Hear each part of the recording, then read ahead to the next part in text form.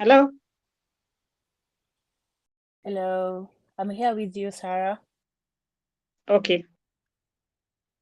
I've never heard of this. I'm used to Zoom and Google Meet, but I've never used this one. I found it a bit technical and a bit difficult to log in. Eish. But I think next time I'll not have a problem. Yes, next time it will not. Yeah.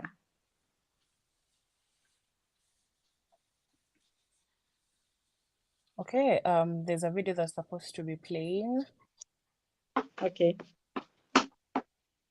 and then we start.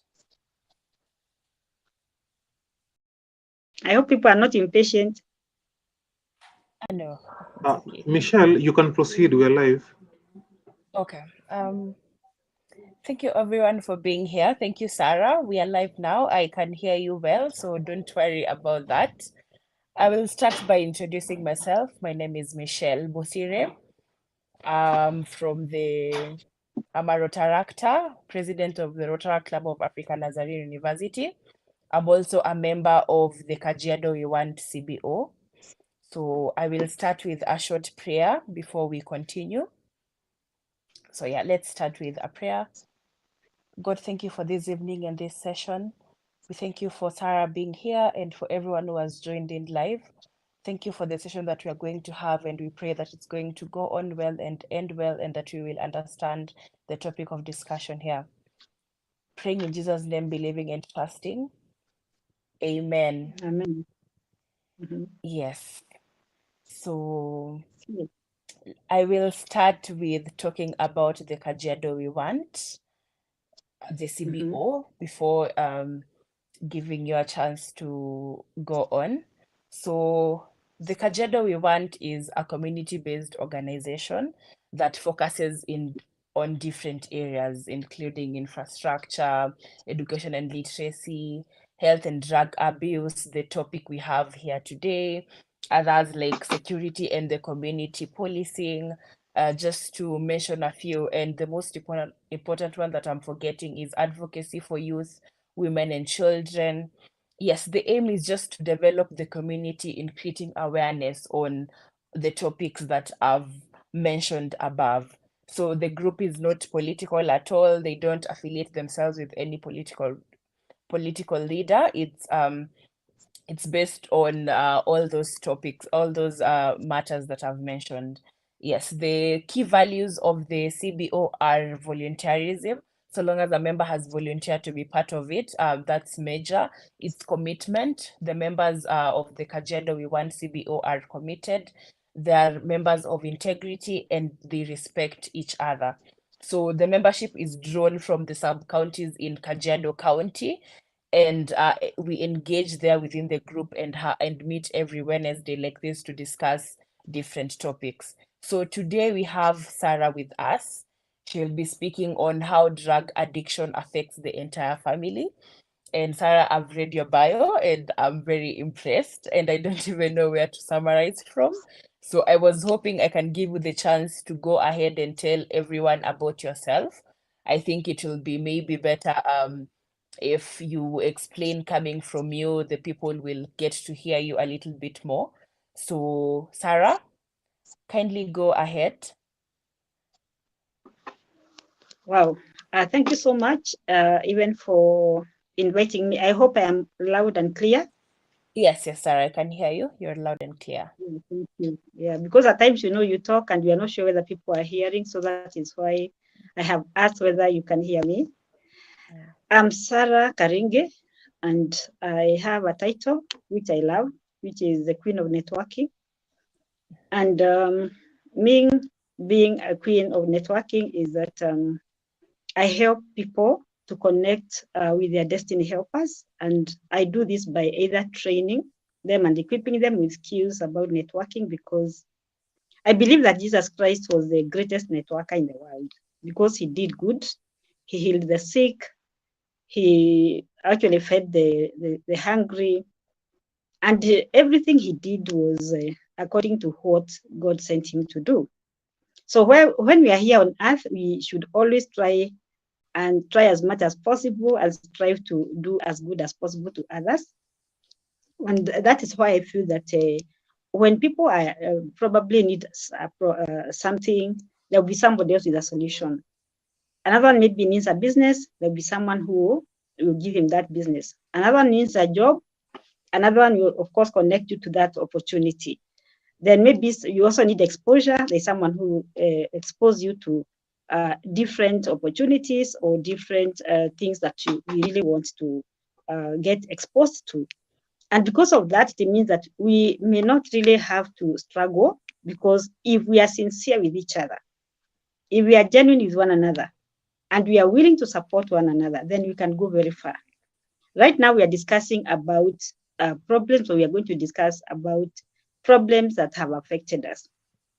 And many people fear talking about things that, of course, everybody wants to be told they look good, or things in life are good, and they fear talking about challenges that they face. But you know what? If you don't discuss about the challenges that you face, then it means you die with the problem.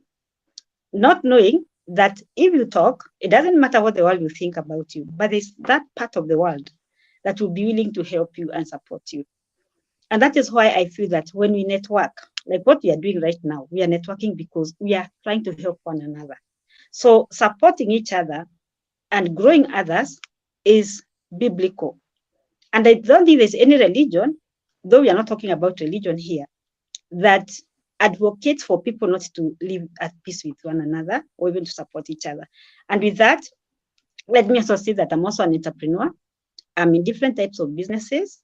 We do construction. We also do manufacturing of wood products. Like if you are building and you need wooden frames or wooden doors or anything wooden, we supply, we manufacture very good quality, and we use quality timber. Then we also supply water where I live, which is Memble, which is here where I'm seated. We supply water in tankers, and we also supply to people's homes. And over and above that, I'm also a speaker. I came from Canada 3 days ago. I'd gone there to speak to various people, Africans living in Canada, and showing them how we can network and do global businesses. That we don't have to think global, small, or just think ourselves like Kenyans. We should go out there.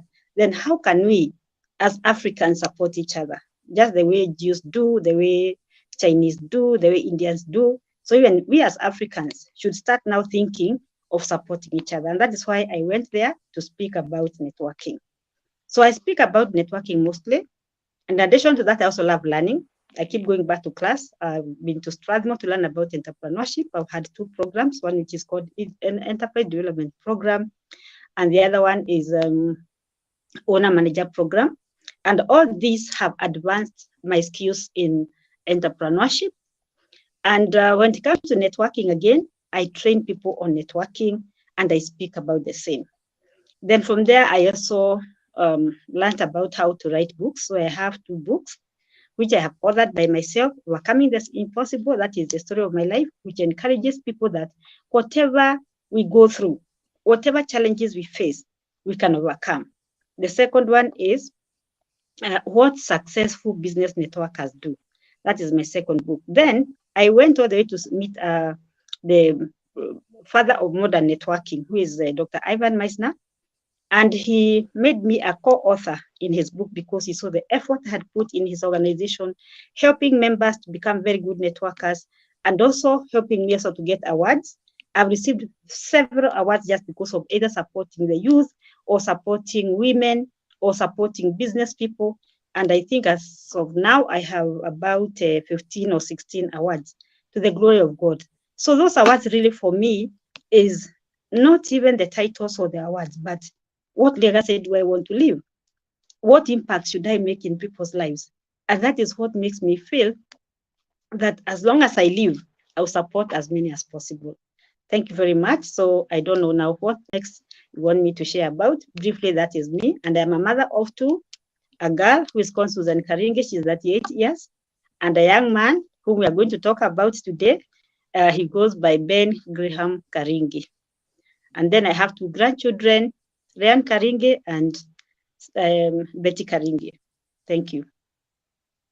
Thank you, Sarah. You've actually really summarized the bio and everything I read, and I've really enjoyed. I was even thinking you'd forget something and I maybe ask you explain more, but you have really detailed the whole thing. So maybe we Okay. can move on to the topic of today. And the topic is how drug addiction affects the entire family.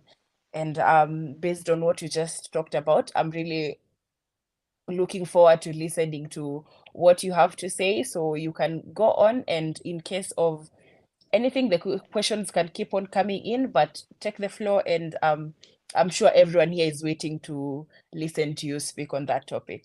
Thank you, Sarah. Go ahead. Wow. Thank you very much. So I hope I'll be able to be very clear, and whatever I say here is nothing but the truth. I've always told my children from when they were small that it's good to speak the truth, however painful it may be, or however shameful it may be. But it all depends on how you put it.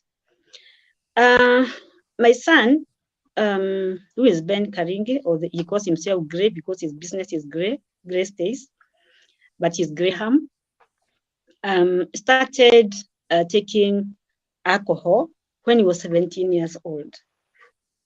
His dad had just died in 2006, and when he started taking alcohol, it was like about 7 years after his death, and it was through the influence of a friend of his whom I really, really, really loved. The boy looked very good. He was full of respect, and they went to school together in high school, secondary school. And I remember that time I was putting up a house in Dome, and I would send him to go and drop construction materials there, not knowing that he would go meet his friend, and then they go and take one for the road. So one time I happened to see that he was drunk, but I was like, "Hey, GB, are you okay?" I call him GB. Are you okay? And then he was like, "Mom, yes, I'm okay." And he continued, but he would always hide himself. But I actually didn't know that he continued drinking, even like when I gave him pocket money, or even maybe he would meet his friends and you start drinking. So the problem became very serious over time. And after about, say, 5 years, he would drink and he would start shivering. And then I would wonder, why is he shivering? And I realized that sometimes he would go to school because, of course, after now from 4, I took him again out to another school, which is just near our home, which is Peponi. And then there, of course, he started drinking. I continued drinking again. Then I took him to, I wanted to take him to African Nazarene University. Why? Because I felt it was a Christian university, and the sister had also gone there, and she performed very well, but he completely refused. The reason being, most of his drinking mates were in this school, a university called, it is the one which is just near Raisambu. And when he was in that university, he would sometimes come home and tell me, "Mom, instead of me using fare, give me the pickup. I take things to the construction site, and then I come to work during the day. Then I can use the vehicle in the evening. Then I get home." So sometimes he would come home, and other times he wouldn't come home. So he continued drinking, and there are times he wouldn't come. Then over time, it became too serious, and he would be so rude. Other times he would not even listen to me telling him anything. He continued like that. Then he would steal things from home to go and sell, and we would even fight. And I would like, "Now, what do you want me to do for you? There's nothing that I haven't done. I've taken you to the most expensive schools. USIU is not a small university." And then, of course, also because I actually delayed some projects because I felt, because before the father died, he told me that, "I want you to give my children the best schools possible. I mean, take them the best schools, give them the best education." So I was putting so much effort to make sure that they go to those schools and those universities. But now you see, as time passed by, he continued drinking and drinking and drinking. So later on, he was to tell me the reason why now he sank into serious drinking. That time he had a big body because he was also going for rugby. And they would now compete. Whoever would drink and get drunk as the last, of course, in that group, they would buy him another bottle, which they call a mzinga. And so that's how he continued drinking. And he would drink that mzinga and also not get high. Then they would buy him another one. Then he would also buy himself another one. And that is how now he became a very serious alcoholic. So I realized that I was not going to school because I would look at him and I would tell, this boy has not gone to school. And I would go and pay school fees for the entire year. So when I went to the university, I went to the administration block and I asked about him. And I was told the last time he came to college was last term towards the end. So I contacted him and he made noise and then he disappeared from home. So I went back to the university when I realized he was not going to class and I got all the money back. So I told him, now, since you feel that now you are a man and a grown up, you can go and have your own time. But of course, because he didn't have money, he would come back home. There are times he would come and make noise at the lady who, of course, was selling water at the selling office. And he would demand money from her. At times he would shout at her, he would call her all manner of names. And she would end up giving him money, then he would disappear. The other times he would come here with some other boys and they would misbehave. They pour food everywhere. So you can imagine that kind of misbehavior. Then anytime he would hear me driving in home, they would run away using the kitchen door. So there are times I would take like 3 weeks without having seen him. He continued drinking. There are times he would come home smelling so badly. There are times even actually he would take some substances and then you see him frothing. So you can imagine seeing your child almost dying. And so I would come and just turn his body so that everything that was coming from his mouth would now drop on the carpet. And then he would stay there like one day until the following day in the evening. So whatever it was that he was taking up to now, I don't know what it was together, but of course it was smelling so badly. Then he continued like that. He got into a depression. Then this time he even tried committing suicide. Then I was called by my house girl. We took him to hospital. He had swallowed, I think, about 40 tablets. And I was like, gosh, so I took him to a nearby hospital. He stayed there for about 4 or 5 days. Then when he came out, he continued drinking again. So I asked him now, can I take you to a rehab? He said, no, ma'am, I'm not sick and I'm not going to a rehab.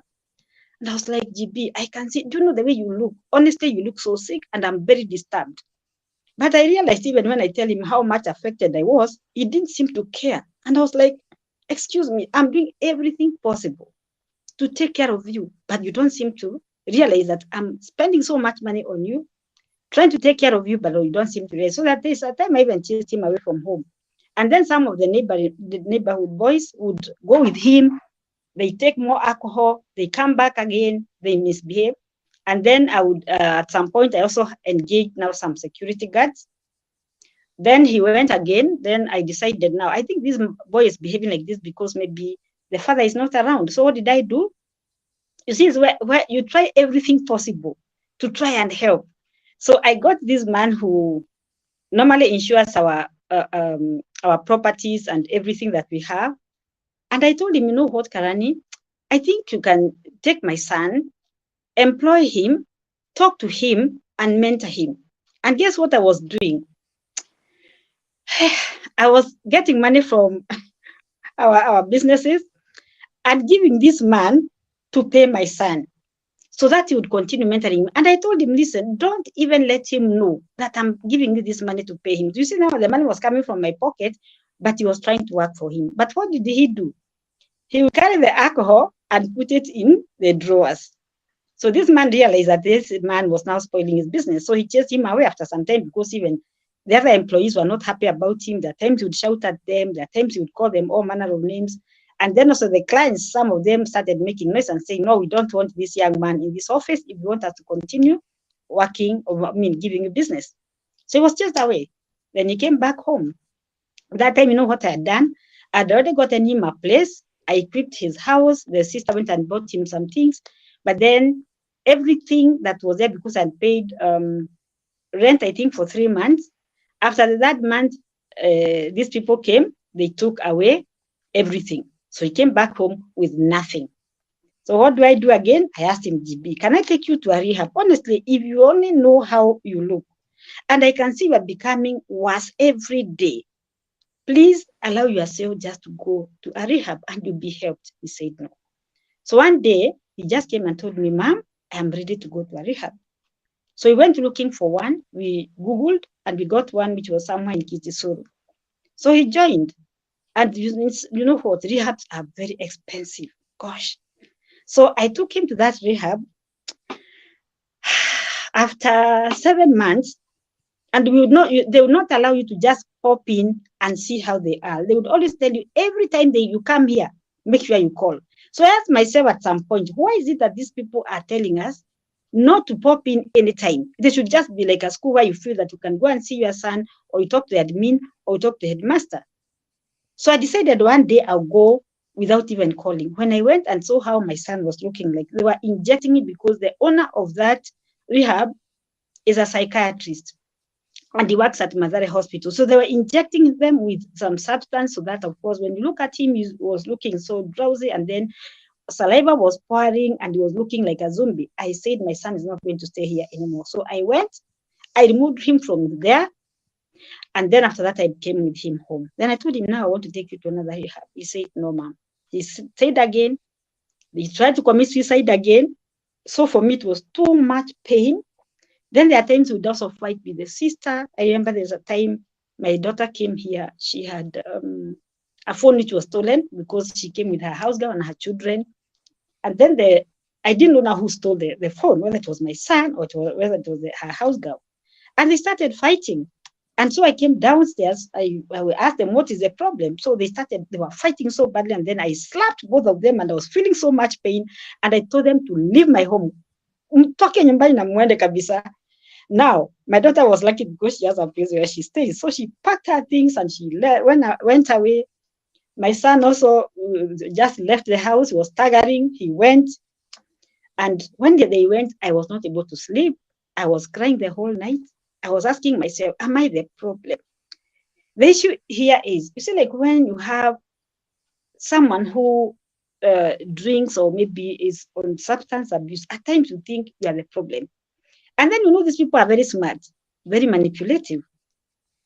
So my son would at times come and tell me, Mom, now I'm going to be a very good son and I'm not going to drink again. And you stay at home for 2 days and then you pretend that he's sick. I give him money to go and buy medicine. I'll not see him again after maybe 1 week, 2 weeks, or 3 weeks. Then would come home with so many marks, either on the body, on the face. And then I would realize, of course, he has been beaten by people. Then some neighbors would also come and tell me, hey, what has happened to your son? We are seeing him staggering on the road. Then I also happened to check his Facebook account because he was using my phone and I saw he was conning people. And I was like, my goodness. At times also calling some of my friends saying that he has been chased away from where he is staying, so he needs money. And they would call me and ask me, Sarah, how come you're not even taking care of your son? How? Then I would tell them openly, you know what, my son is become an alcoholic. And if he asks you for money, don't give him any money. There are times my friends would come here and I tell them, please bring your handbags, I hide them for you. Then GB would also come, take the keys, go make other car keys, and then he would take vehicles, go and have very serious accidents, and all those vehicles, 2 of them became a write-off completely. But what I would say is that because his life is more important than these vehicles, thank you, Lord. You can imagine me saying, thank you, Lord, yet you've lost everything. But I would tell God, you know what? This is your son, this is your child, but I'm just praying for his life. I'm praying that he's not going to die, God. And thank you even for helping him live. Then would come home again. And then I would wonder, now what am I going to do? So I remember one time I told him, now see what we are going to do because I've tried everything. And then the cop would come. They would tell me that he has gone to a bar. He has taken alcohol. He has also told the people there to take alcohol and then he fails to pay the bill. So one time I was driving out of the compound and then I saw a vehicle in front of me. So I thought they were thugs. So I got very scared. And then one cop came out and told me, no, we understand your son lives here. And he went, took alcohol in one of my bars and never paid. So if we see him, we are going to shoot him. And I pleaded with this cop. And I told him, no, please don't shoot him. How much is the money? So he told me it was 7,500. Of course, I knew they had exaggerated, but I gave him 8,000 shillings. Then after that, my son came after 2 days. So we stayed at home. We talked. Then later on, he went and took very serious bad alcohol. He came home again. Now I realized, then my daughter had told me, Mom, you know what? Take care of your son. I will never come home. So you can see now, I have nobody to even encourage me, because at times you would encourage me, at times you would tell me, Mom, don't worry. You see, I am here for you. So now this time I realized I was alone. Then I decided now, that time I was going to South Africa. I was going to speak there. So I said, now, am I going to cancel my trip or am I going to go? Then I say, God, I have to go. So I left. Now, when I left, I had left with very serious instructions to some security guards. And I said that my son should not be seen anywhere. And I told that cop, if he is seen anywhere near home, they lock him up. So anytime I would be called and I'm told that my son is in a police station, I would actually tell God, thank you, God, that my son is in a police station. Now, where he is now, he is safe. Because when he was outside, I never used to know where he was. So one time he comes and tells me, Mom, I'm now staying under, what are they called? These things they take, they chew. And so because now it just me, that is where I stay. That told him, it's okay, you can stay there. There's nothing I haven't done for you. But the moment you allow yourself to go back to your rehab, that is when you become my friend. So you can just go and stay in those mirror dens, and you realize that the world is not as good as you think. Those boys who come here and steal, the boys who come and take my money, the boys that you have shown that, of course, I'm not important, they can take care of you. But I know one day you realize that east or west, home is always the best. So he would go now at work, while we manufacture the wood, and then he would also harass the managers that he still needs money there. And he would tell them anything. So the manager would hide the money. And you can imagine shamelessly, my son would go there, of course, very intoxicated, until wait for a customer to walk in. And you tell him, nataka hizo pesa, bring that money. So you can imagine that image. But it was like, okay, so there's nothing the manager could have done. So he would give him the money. Then they would go, they drink. And then so you can imagine how evil people can be. So some would even come and tell me, you know what? Huyu kijana wako, hata kama babake alikuwa anafanya kazi na bidii sana, hii mali yote atakula malize. Na kuna sisi ndio tutaikula. And I would tell them, in Jesus' name, no way, that is not going to happen. My son will recover. So anything they would say, I would counter their words and I would tell them, I know my son will recover and it's not going to be what you are saying he's going to be, and you'll not even get anything from us. So you can imagine even getting the guts to say that. Then I would lock myself and cry and cry. And I would be like, God, I bite those words of this man in the blood of Jesus, and I say my son is going to recover. So every time I would pray for my son, and I would say, I know one day my son will recover. So now, I want to share with you now some of the effects of that, of course, the family goes through. I have just narrated to you my experience or what we went through. You realize that, of course, now when one of us or some of the people are affected in a family, there's a lot of sadness. And people are confused. You don't know whether what you are doing to this person is the right thing that you are doing or it is not the right thing. Another thing is that, of course, finances get drained. Sometimes you are left with nothing because you see, you are taking care of him especially if you are taking them to the rehab. There are times they come, they steal maybe some of the very valuable things in the home. They go, they sell them at throwaway place. Why? Because they are so addicted, and this substance, it's like they hold them captive. And for me, I feel like they are demons that hold them so badly that they cannot stop doing what they are doing. And so the other thing is that you find that they are so intelligent. Gosh, these people, you are like, my God, I need to find my son so intelligent. Even now, the boy is very intelligent. He'll come and tell you something, you're like, wow, you have such good solutions. Then he'll come and give you a very sweet story. And he will really manipulate you. So even when you are getting into his box, sometimes it's like you are not even aware.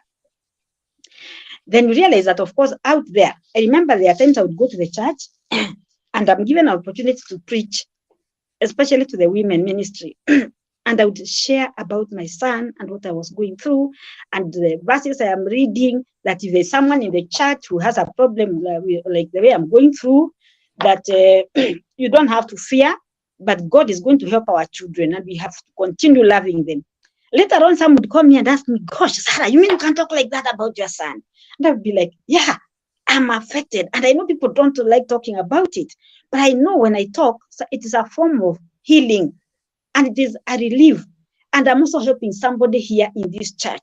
And some of them would even tell me, imagine my brother died because of alcoholism. Another would tell me, imagine even right now, I'm going through a depression.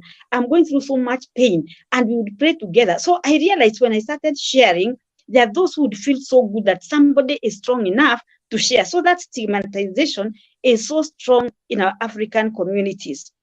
Then other times, of course, you are not able to sleep. The other problem is that, of course, you live in fear. I remember there's a time my daughter even told me, Mom, do you realize that these boys will come here with GB? Have you ever thought they can even think of killing you? Hey, when she told me that, I started living in more fear than before. And I was like, gosh. Anyway. Now, what I would now like to say is this. I never gave up on my son. I continued praying. I continued believing that my son was going to be well. There are times even when he was talking very bad things, I would bite those words and I tell God, I know this is Satan who is talking. My son, the way I know him, I know he's loving, I know he's caring, but I know that even when he's in this stupor, he's still my son and I'll continue loving him. So now, when I chased him away from home, he went, I was being called after 3 days by a lady. And she told me, you know what? Are you Sarah? I said, yes. Are you the mother to Karingi? I asked her which Karingi. Your Ben is called Givenji. I said, yes. I'm calling from a place called Mashini. Mashini, yes. Where is Mashini? Nakuru. I was like, gosh, this time it was 7 p.m. And I was at United Kenya Club where I normally hold my meetings. And I was holding a meeting with a born-again Christian. We were just trying to see how I was encouraging him to write a book. And then he told me, Sarah, I can see what the discussions between you and this person. And maybe the reason why we're even late is because God wanted me to help you. So I smiled and asked him, okay, now tell me now. This woman is telling me to go for my son now because he's being beaten and his whole body is full of blood. His clothes, all of them, you can't even tell the color because the clothes are all bloody. Then I told him, now you know what? I don't know what to do. So it called someone called Abdul, who owns a rehab somewhere in Muranga. And then he told him the problem I was going through. Then he told him, now I want you to do one thing. You take that boy like your own. This woman can't drive all the way to Nakuru. Then I called somebody else who owns an Uber. And he told me, Sarah, I want you to send me 20,000 if you want me to go and take your son. And that's what I did. So I gave him the 20,000. They went. Then they were arriving very late the following morning. So before they arrived, he told me, now you know your son is becoming violent. Now what we are going to do to tambembeleza, so send another 6,000 shillings for Mzinga. So I sent the 6,000 because of course I wanted my son to be saved. So they gave him that Mzinga akamaliza yote. So by the time now they put him in the car, and then he was taken to the rehab, which is in Lwakabete, Eden Village. He didn't even realize. I think he slept, he stayed, and then when he woke up, he found himself there. But he realized that his mother was very tough. He didn't have an option. He had to stay there, but he really thank God that he accepted to stay there. So he stayed there for 1 year. And then after that, when he was released, he wanted to come back home. He told me that he was supposed to go to a place they call, it's somewhere in Parkland, it's called Halfway House. So he went back again out to drinking. So I was like, now this young man, what does he want me to do? Then he went back. The lady who is, of course, the one who is in charge of that rehab, told me, now, you know what? Mama Ben, this boy has to come back to the rehab if he has to recover again. So he went back again for 6 months. So he stayed for 1 year and a half. But when he came out, I would go and I would look at him and I would be like, through the Holy Spirit, I would tell this boy is recovering. And I went one day and I hugged him and I told him, GB, imagine we are healed. I can feel it. I can feel that now you have recovered. And we'd be like, yes, ma'am, imagine even me, I am okay. I cried so much. And I said, God, thank you because you have answered my prayer. Then after some time, I went for him. But also what helped us is I didn't also know we had been affected as a family. So this lady would call us, we go for counseling, and then I would ask her, why are you telling us to come? And it's my son who has a problem. And then she told me, no, Mama GB, you know what, even you have a problem. So when she started now counseling and asking us questions, then you would cry and cry and cry. You realize, indeed, you have some pain in your heart. And when she kept on talking and encouraging us and telling us that he will recover, and of course, then when she continued asking questions, I realized that indeed I was sick. But anytime she would call us, we never missed any session. I would even cancel to go for a trip to make sure that I attend the sessions. So we'd go, we sit with the other parents, they would narrate the problems that they were going through, and then you'd realize the problems are very common. And then I said, wow, so I'm not the only one who is suffering. So we would encourage one another, we would pray together, and then afterwards it's when then I decided now, when he came and told me, Mom, mimi nataka kwenda Mombasa.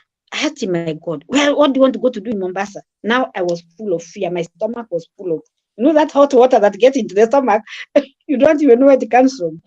Then my daughter was there, she said, Mom, GB has said he wants to Mombasa. GB, why do you want to go to Coast? Then he explained to us, Mom, I want to be away from this environment because the boys around here are the ones who make me to drink.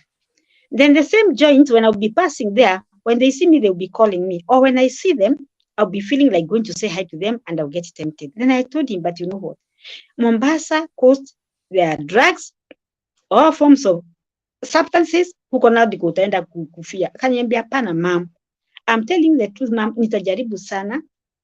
I'll go because they have a branch then of Eden Village.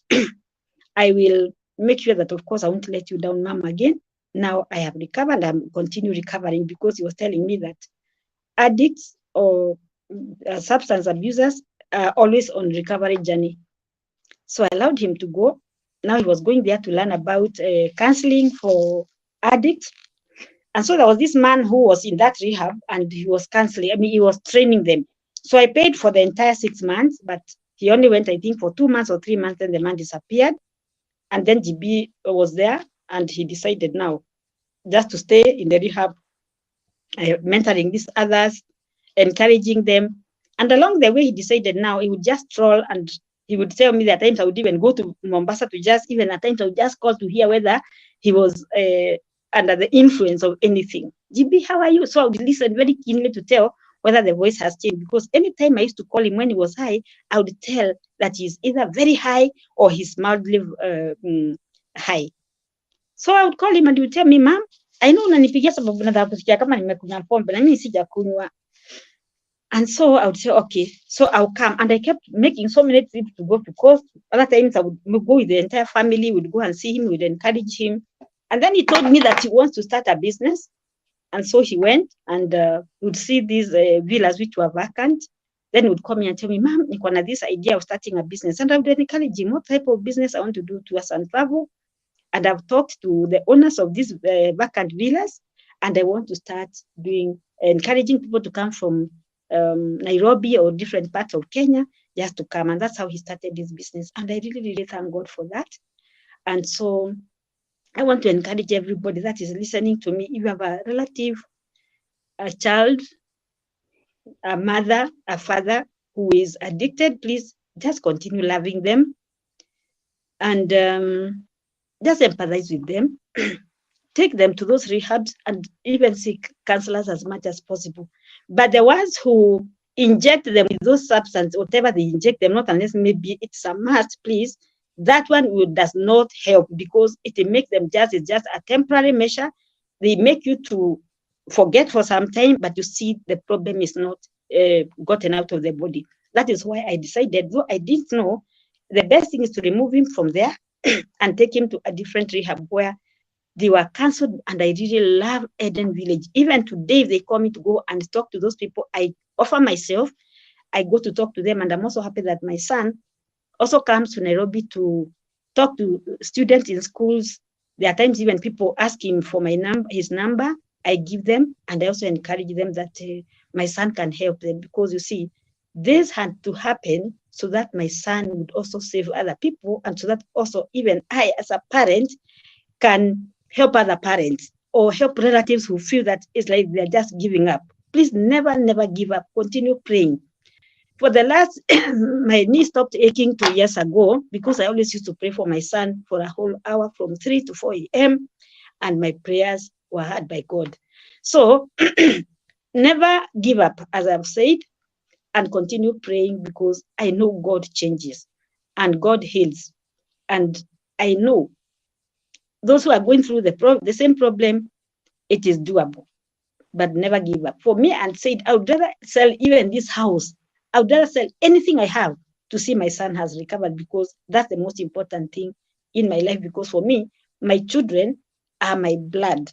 My children are part and parcel of me, be they my children or my grandchildren or great-grandchildren. And any other person, this thing affected me in a way that even today, when walking and I see someone staggering, or I see someone who is on the side of the road, or someone who is high on something, it always affects my spirit, and I'm like, oh my God. And I say a very special prayer for this person. So I think that is enough. I don't think I have anything else to add. Now you can ask me questions, and thank you very much for listening.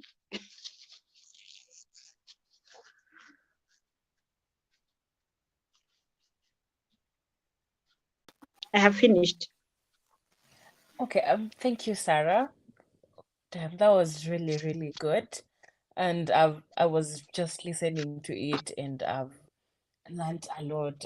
Just seeing the different people in our university. I was also in African Nazarene University, so it's a good school, and I'm just imagining that the people we see out here experiencing the same thing. It's really, really, really nice, and I'm really happy that your son took that different turn.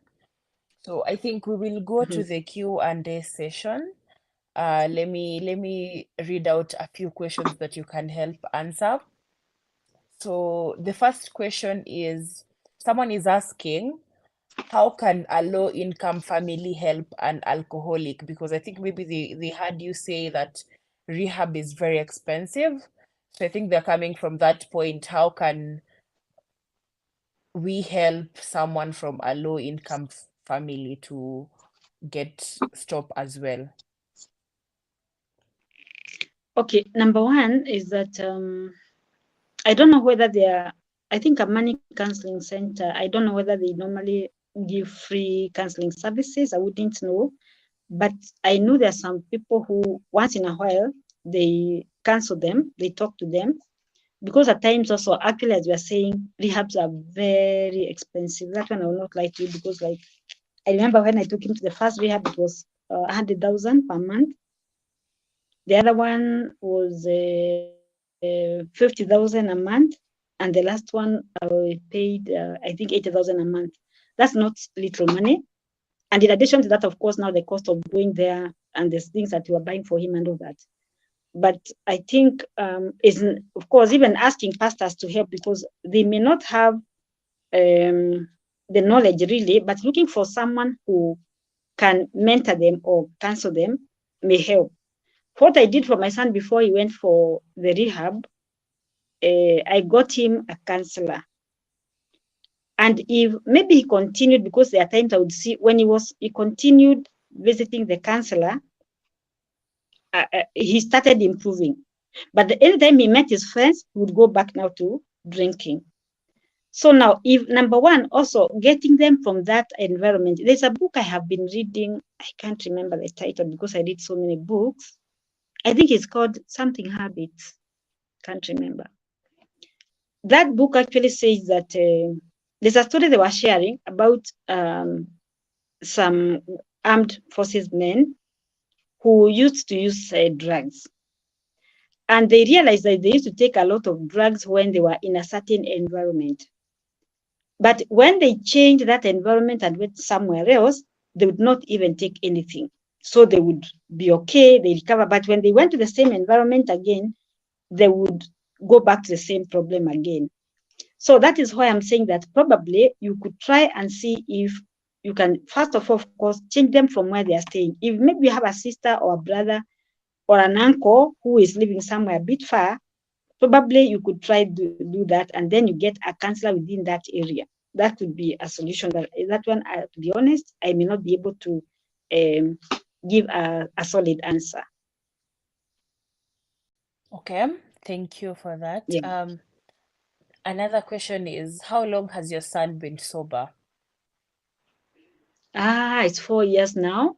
It's 4 years, and he's doing very well in business, extremely well. I'm so happy, and I thank God, and I'm praying you never go back to it again. So he's 4 years, and even I keep asking him, do you feel like you can take alcohol again? He tells me, Mom, my business the way it is, I get tempted many times, because you see the people who come here to Coast, they are coming for fun. They are coming to relax. And in most cases, when I take them in my car, they're always offering me the mzinga, but I tell them, sorry, don't even give it to me. So you can imagine that struggle. Even the refusal of, I can take it, I can, even at times he would feel that smell and feel like he really wants to take it, but he would fight back and decide that he was not going to take it. So I think he's now 4 years and a few months, or maybe just 4 years.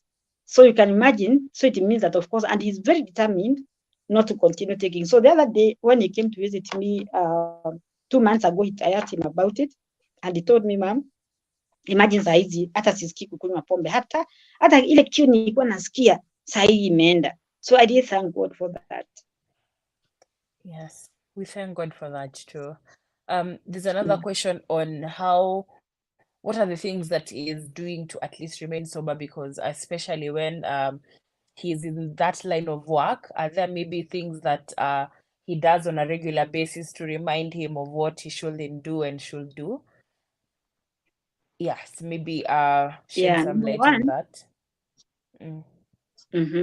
What he does, and this is something I really like about GB, is that when he is not at work, he's always at home doing his accounts to see how the day, that is, now these are his words, because I also like knowing what does he do to make sure that he doesn't get involved in alcoholism again.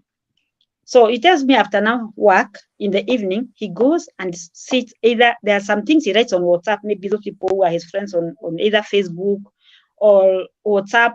You come up with very good content, which he prepares, and he says maybe like Motivation Monday or something like that. Or you think of something, you listen to Jim Rohn, because he really likes listening to Jim Rohn. Then you get something from it. So at times you listen to some clips, which you encourage him. Then you also think of something, and then you put it on social media. So you see now he's engaging himself positively. Then there are other times you either be doing his accounts. There are other times he's also learning, because I remember there's a time he told me that there's a lady who has been teaching him how to do sales. And then there are times he's also checking to see whether he can talk to his, because I've also been encouraging my children to invest. So there are times he also thinks of how much now investment is going to do for himself. So he was talking to an insurance agent here or there, and that is it. And then, of course, associating himself with now people who can give him support. There are also, like today, I talked to him and he was telling me, Mom, you can imagine, I have been able also to encourage my drivers to invest. One of them has told me has even completed his house. Another one has even bought an extra car. Another one has also told me now he wants to also build a house. So when you look at that, now you see he's also mentoring other people, even some who are even much older than him. So for him, what I really like is that every day he has something positive he's doing, either for himself or for somebody else, which is very encouraging, because life is not just about yourself, it's about others. And this is something that I have always been training them since they were small. So when he tells me that, he makes me feel so proud as a mother. So that is now how he engages himself. So he doesn't go drinking, he doesn't go for discos. So he's busy now trying to build his business, which is something very commendable. And I really thank the Lord for that. Thank you. Thank you, Sarah. Thank you for being open about that and speaking. Maybe another question is, as much as is he open? I can see you were speaking about his story openly. Is he open to actually sharing his stories telling people what he went through, how he came over it, or it's a bit secretive? Because maybe for alcoholics it's about accepting that you are one and living through it. So does he speak about it himself, or you Yes, he actually does. help with that? Okay. Yeah, he does very, very openly, very openly. And there's a time he told me that he went to school. I think I shared in my talk that he comes all the way from coast to go to some schools, like Turi. He has spoken to students of Turi. And I think there's another one called Blackenhurst or something. I think it's somewhere on the way to Rongai and Karen, somewhere there. And another one also. And he talks openly about it. In fact, even in this particular forum, I think he has also spoken, and he speaks very openly. And he tells me, "Mom, you don't have to fear even saying the shame I put you through, the pain I put you through, because it is the truth, and that is what is going to set other people free." And I'm like, "Okay, SDB, I will also talk about it because there's nothing to hide. It is the truth. But right now you are a different person, and that is also encouraging other people, so that even them they will realize that." Even when they do what they do, there are others who have done it and they have overcome. So what has been the process? What have they done to come out of it? Because there are people who also give up, or you find that the relatives also make them to go deeper because either they don't show them the love, or they keep on criticizing them. They keep on telling them that, you are useless. So the moment you tell someone negative words all the time, then that makes them even worse. Because when they are sober, they are like, my mom told me I am useless. So and so said this about me. So that is now when then from there, when now that problem now accumulates in their brain, they go back, they go even deeper. Yeah, thank you. Okay. Thank you so much, Sarah. I think I've gone through all the questions that have been brought here, and thank you. I can see even other people are answering here. I can see there are other government rehabs that people can explore. There's someone who's saying that Mathare Teaching and Referral Hospital in Nairobi, there's Miritini in Mombasa. They offer free rehabilitation for women. So that's nice. Maybe just a few more questions before we leave. Maybe let me read out a last question. There's someone asking, what would you tell someone who is an age mate to your son and is struggling with addiction? What I realized is that if one needs to accept that he has a problem. You see, now, if my son did not accept that he has a problem and accept to go for help, then recovery becomes impossible. So it is for one to say, yes, I know, and I'm being told by people who really love me that I have a problem. Even them, they know they have a problem. But you see, it's that thing where someone feels like, no, I'm okay. I don't have a problem. But the moment you realize that you have a problem, you accept you have that problem, and people will really want to help you, that is the only time you can be able to get help. Because even if I push you into that, maybe rehab, or I try to take you to maybe centers where you can get help, or like the way my son, I used to take him to this counselor, and then he would refuse even to go to the counselor, and the counselor is there waiting. So I would still pay that counselor 4,000 shillings, whether he has gone there or not. There are times he would even go for 2 sessions, so I have to pay him the 8,000 shillings, whether my son has gone or not. So the moment he accepted that he has that problem, and he was ready to change, and he realized that, of course, not unless now, because he didn't have any other place to go to, then, of course, there's no way he could have gotten help. But you see, there are those also who feel like now they have given up, and of course, they want to just die. So the thing is, one should not give up on himself. They should seek for help. They should accept they have a problem, and that they are willing now to walk that journey, even if it takes 20 years or whatever number of years until you recover, because it is possible. If it happened to my son, it can happen to anybody. Yes. Yes. Thank you, Sarah. Let's close it at that with the questions, but maybe something else from your end. How can people reach you in case they'd want you to speak somewhere or on the same topic, or maybe offer guidance on the other areas that you mentioned that you give talks on? So how can people reach you from in case of anything? If they Google Sarah Karingi, me, I don't hide my number because I don't find it to be anything in it. Because after all, we are on social media. When you say you're on social media, it means You need to be social with other people. So if you, I have a website, which is sarakaringi.com. My number is there, 0714 880 173. So if you Google Sarah Karingi, my website, you see my email there, and you also see my number. But it's easier for you to get me to my number than when you get to the email, because sometimes the email, there are some things that, of course, at times it doesn't work. I don't know what is usually the problem, or maybe the website has gone down. So if you can check even now, you'll be able to find my number there, 0714 880 173. So just WhatsApp me. If you send to the Kawaida message, I usually don't read, but WhatsApp, I'm very good when it goes to WhatsApp. So I'll see the questions, or I'll see the message that you have sent. Otherwise, I'll be willing to give you any form of advice as far as whatever I know. And what I don't know, I will tell you I can't be able to help you, but I will refer you to people who I know can help you, because like Ngendo, who runs that home, is very good, and she can really help, because she really worked with my son, my son was really, really, really, really difficult. Yes. Okay. Yeah. Thank you so much, Sarah. I can see everyone is sending thank yous to you. There's someone says, thank you so much for this session. It is impactful. Thank you for sharing about your son and what you went through as a family. And yes, not everyone, I think not every parent can speak openly and say that my son was going through this. But I think with the power of sharing, we can maybe bring awareness on that, and everyone will be like, yeah, I'm not my son alone, and find other ways of helping.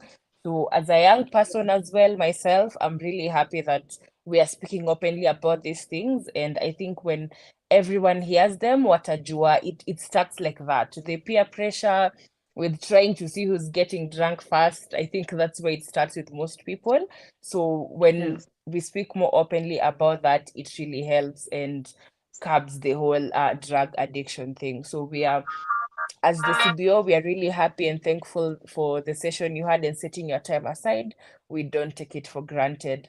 I hope the people who want to reach out to you will reach out to you through the calls and sending maybe on WhatsApp. And thank you, Sarah. Thank you so much for the session. Karibu sana. Karibu, asante sana. Yeah, I think we are Okay. done with the session. Okay. Thank you for tonight, and I think everyone can live at their own pleasure now. Okay. Thank you.